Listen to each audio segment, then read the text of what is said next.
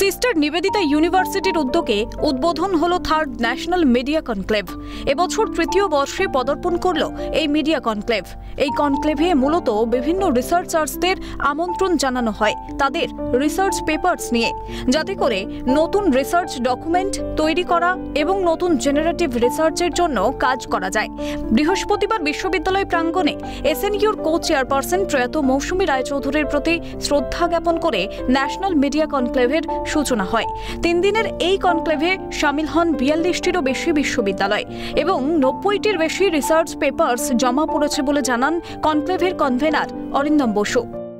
আমাদের এটা third national media conclave. এই কনক্লেভে আমরা মূলত বিভিন্ন রিসার্চার্সদের ইনভাইট করি তাদের রিসার্চ পেপারস নিয়ে আসতে, যাতে করে আমরা নতুন রিসার্চ ডকুমেন্টস তৈরি করতে পারি, নতুন জেনারেটিভ রিসার্চের জন্য কাজ করতে পারি।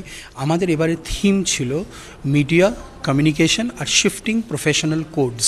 এই বড় থিমের উপর বেস করে বিভিন্ন রিসার্চ এসছে।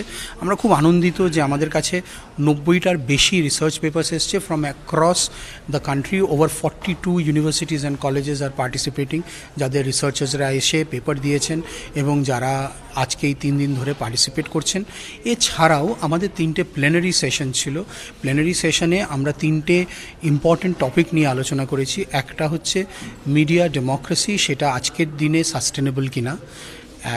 সেকেন্ডেতে আমরা আলোচনা করেছি সোশ্যাল মিডিয়া এবং আইসোলেশন সিনড্রোম, এবং থার্ড দিন আমরা আলোচনা করেছি আজকে যেটা ছিল সেটা হচ্ছে ডেথ অফ অ্যাডভার্টাইজিং এবং তার ডিজিটাল রেসারেকশন, কীভাবে ডিজিটালের জন্য অ্যাডের নতুন ভঙ্গিমায় অ্যাড আসছে।